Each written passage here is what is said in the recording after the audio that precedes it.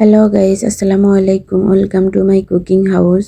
আজকে আমি খুবই স্পেশাল ও ইউনিক একটি রেসিপি শেয়ার করব। যে কোনো ঋতুতে আমাদের স্পেশাল কিছু খাবার দাবার থাকে যা সব ঋতুতে পাওয়া যায় না। শীত স্পেশাল একটি খাবার হচ্ছে খেজুরের রস। এই খেজুরের রস সকলের অনেক পছন্দের একটি খাবার।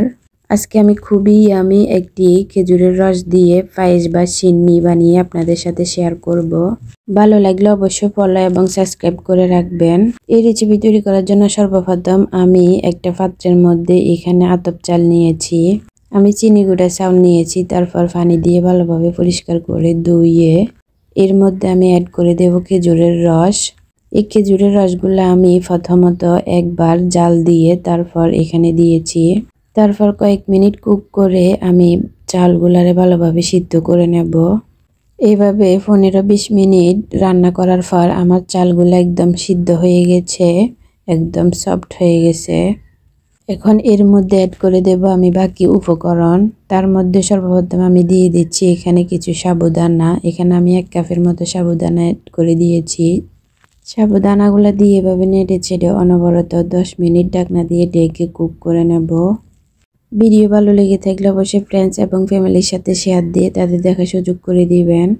অবশ্যই ফলো এবং সাবস্ক্রাইব করে রাখবেন, এতে করে আমার প্রতিদিনের নতুন ভিডিও আপনাদের কাছে সবার আগে পৌঁছে যাবে। এইভাবে ভালোভাবে গেটে নিয়েছি। তার মধ্যে আমি স্বাদ মতো চিনি অ্যাড করে দিতেছি। এখানে 1 টিস্পুনের মতো লবণ অ্যাড করে 1 কাপ পাউডার মিল্ক অ্যাড করে দেব। সাবুদানা এবং মিল্ক এগুলো হচ্ছে অপশনাল, আপনারা চাইলে স্কিপ করতে পারবেন। পায়েস এবং সিন্নির টেস্টটা আরও দ্বিগুণ করার জন্য আমি এগুলো অ্যাড করেছি। তারপর আবার ডালঘাটা দিয়ে ভালোভাবে গেটে নিয়েছি। এখানে আমি খেজুর দিয়ে দিচ্ছি। তারপর অ্যাড করে দেব আমি কিছু পেস্তা বাদাম, তারপর অ্যাড করে দেব কিছু কাজু বাদাম এবং তারপর অ্যাড করে দেব কিছু কিশমিশ। রসের স্ট্রং একটা ফ্লেভার পাওয়ার জন্য আমি এখানে আরও কিছু জাল দেওয়া খেজুরের রস অ্যাড করে ভালোভাবে মিক্স করে নিতেছি। এইভাবে রেডি হয়ে গেল আমার খুবই দারুণ টেস্টি ও মজার একটি রেসিপি। শীত আসলে কম বেশি সবাই এই খাবারটা একবার হলেও ট্রাই করে।